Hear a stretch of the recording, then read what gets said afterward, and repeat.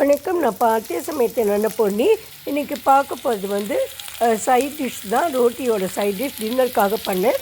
முதல்ல கடாய் வச்சுருக்கேன். இது ஒரு பன்னீர் டிஷ்ஷு. ஒரு வெங்காயத்தை நல்லா கட் பண்ணி அதை போட்டுட்டு ட்ரை ஃப்ரூட்ஸ்லாம் போட்டுருக்கேன். அதாவது நான் கேஷ்யூ நட்டு பதாமும் போட்டுட்டேன். அதுக்கப்புறம் எங்கள் கரம் மசாலா இருக்கு இல்லையா, அது எல்லாத்துலேயும் ரெண்டு போட்டுருக்கேன். இதை கொஞ்சம் நெய்யில் தான் வதக்கணும். நான் பட்டர் இருந்தால் பட்டரில் வதக்கிக்கலாம். அதை கொஞ்சம் நல்லா வறுத்து எடுத்துட்டுருக்கேன். இங்கே கஸ்தூரி மேத்தி போட்டுருக்கேன். உங்களுக்கு அந்த வெந்தய இலை கழிச்சதுன்னா நீங்கள் அதை கொஞ்சம் கேஸை ஆன் பண்ணிவிட்டு நம்ம அதை கொஞ்சம் வறுத்துக்கலாம். கஸ்தூரி மேத்தியை எனக்கு அது கிடைக்கல, அதனால அதை எடுத்துட்டுருக்கேன். கேஸை நிறுத்திட்டு நம்ம பண்ணிக்கணும்.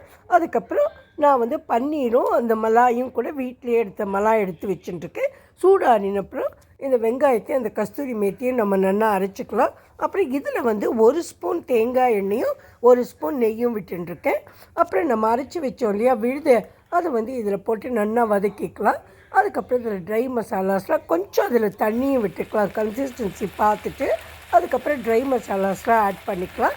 அதாவது மஞ்சப்பொடி, மிளகா பொடி, உங்களுக்கு வேணுன்னா நீங்கள் கொஞ்சம் சில்லி ஃப்ளேக்ஸ் போட்டுக்கலாம். அதுக்கப்புறம் நீங்கள் பச்சை மிளகாய், இஞ்சி, அந்த பூண்டு பேஸ்ட்டும் போட்டுக்கலாம். நான் அது பூண்டு பேஸ்ட்டெல்லாம் போட்டுக்கல. இது கொஞ்சம் ஜீரக பவுடர் போட்டுருக்கேன். அப்புறம் சோம்பு பவுடரும் இது கூட ஆட் பண்ணி கொடுத்துருக்கேன். இது கொஞ்சம் நல்லா தழைச்சி வரட்டும். வந்ததுக்கப்புறம் நம்ம இதில் பன்னீர் ஆட் பண்ண வேண்டியதுதான். பன்னீர் ஆட் பண்ணிவிட்டு நான் மலாய் ஆற்றுலேருந்தே இந்த பால் விழுதை எடுத்து வச்சுட்டுருக்கேன் 7, அதையும் போட்டுடலாம். முட்டை ஃப்ரெஷ் க்ரீம் இருந்தால் அதுவும் நீங்கள் போட்டுக்கலாம். இதை போட்டுன்ட்டு உங்களுக்கு மேலேட என்ன பண்ணணுன்னாக்கா கொஞ்சம் நீங்கள் அந்த ட்ரை ஃப்ரூட்ஸ் கேஷ்யூ நட்டை வறுத்து எடுத்ததையும் போடலாம். இப்போ ஒரு கேப்சிகம் எல்லாம் கட் பண்ணி வச்சுட்டுருக்கேன். அதே மாதிரி ஒரு தக்காளியும் கொஞ்சம் சின்னதாக செர்ரி டொமேட்டோஸ் இருக்கு இல்லையா, அதையும் கட் பண்ணி வச்சுட்டுருக்கேன். இதை கொஞ்சம் பட்டரை போட்டுட்டு பட்டரில் நல்லா நம்ம ஒரு டீஸ்பூன் உப்பையும் போட்டு நல்லா வறுத்து எடுத்துட்டு மேலேட போட்டுலாம் ரொம்ப டேஸ்ட்டாக இருக்கும். இது கொஞ்சம் கிறிஸ்பியாகவும் இருக்கும் அட் த சேம் டைம். அப்புறம் நம்ம பன்னீரெல்லாம் ஏற்கனவே ஆட் பண்ணிட்டோம்.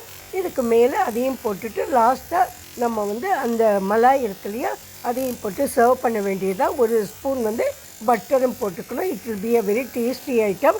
இது பண்ணுறதுக்கு 15 மினிட்ஸ் தான் ஆகும். ரொம்ப குவிக்காக பண்ணிடலாம்.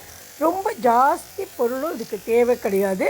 அண்டு சப்பாத்தி கூட இது ரொம்ப டேஸ்டியாக இருக்கும். இதுதான் நான் இன்றைக்கி பண்ணினேன்.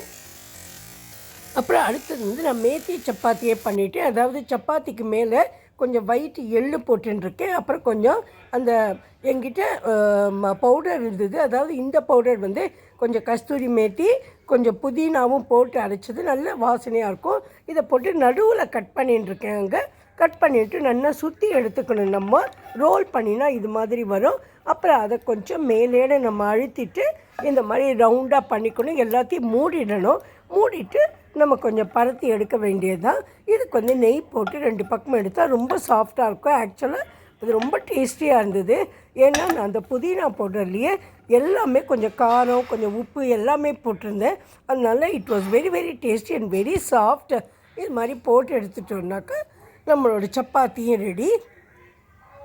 இதுதான் இன்றைக்கி டின்னருக்கு நான் பண்ணினேன். இது நம்மளோட அந்த பன்னீர் மசாலா, அங்கே சப்பாத்தியும் வச்சுருக்கேன். Hope you all will like this video. If you like please subscribe to my channel.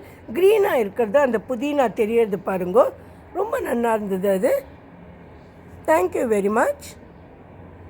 Please subscribe to my channel. Thanks a lot for வாட்சிங். தேங்க்யூ.